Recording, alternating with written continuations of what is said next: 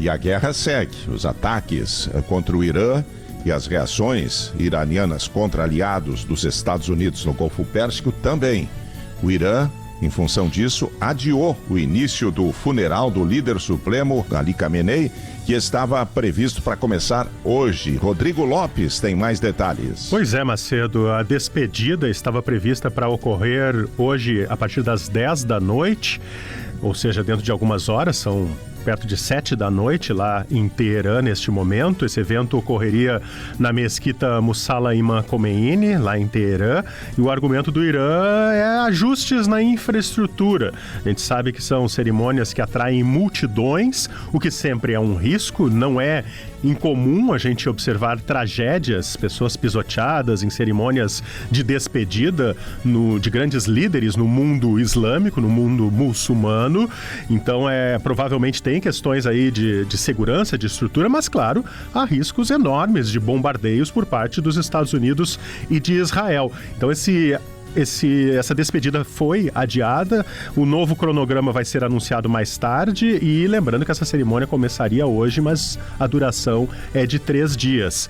Ali Khamenei foi morto na operação de sábado dos Estados Unidos e de Israel, era o sucessor direto do Ayatollah Khomeini, o fundador, o líder da Revolução Islâmica lá de 1979, estava no poder desde 89, o Khamenei, e o Irã não teve outro líder, a não ser o Khomeini e o Khamenei. Por isso, simbolicamente, ele é muito importante para o Irã. Essa sucessão também é muito importante, essa escolha que está sendo feita neste momento pela Assembleia dos Especialistas, que é esse grupo de 88 religiosos lá do Irã, que se reuniram já ontem e houve um bombardeio aéreo dos Estados Unidos e de Israel no momento em que estava sendo debatido quem seria esse sucessor, né? Então, é um momento delicado para o Irã. O Islã, gostaria só de lembrar, do ponto de vista de interpretar um pouquinho o Islã, ele não tem um líder supremo de toda a religião islâmica, como a gente tem, digamos, no mundo ocidental, no catolicismo, o Papa, por exemplo.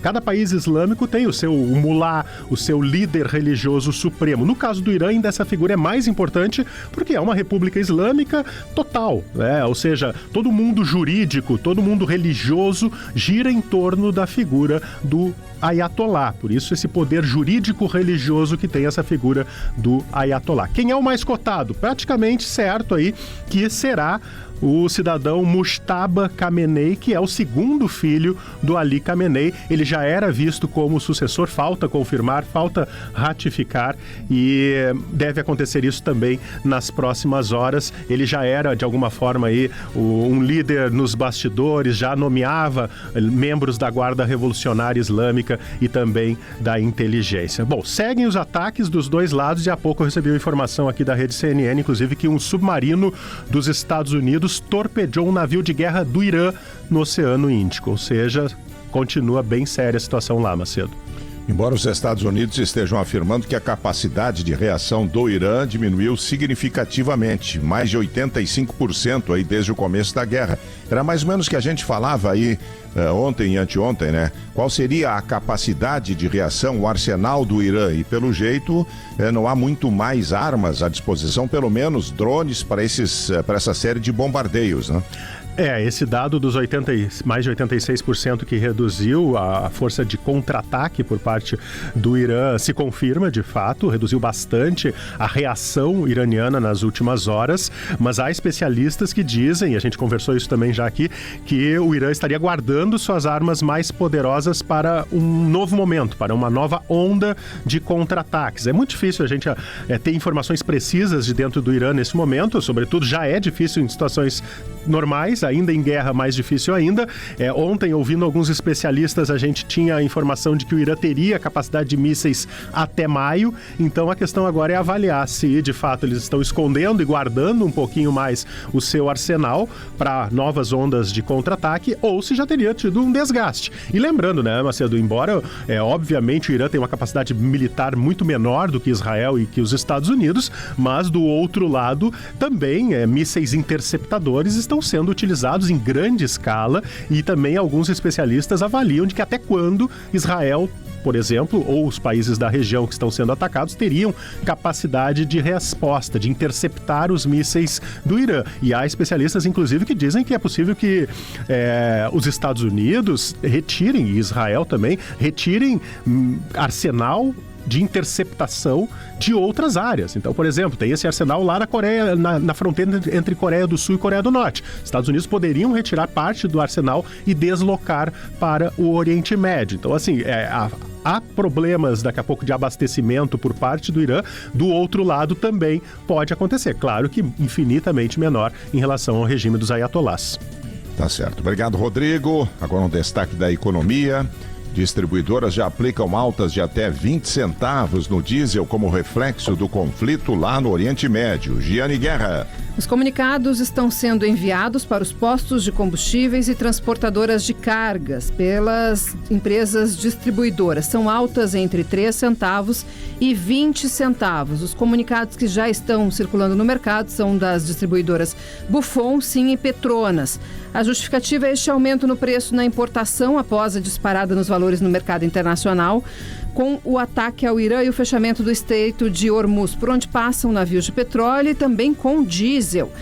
Não é um aumento nas refinarias brasileiras. A Petrobras domina boa parte deste mercado, ainda não sinalizou reajuste, embora o seu diesel esteja hoje com preço 42% abaixo do mercado internacional e a gasolina 18% menos. Mesmo que evite repasse durante oscilações, a Petrobras não conseguirá segurar por muito tempo.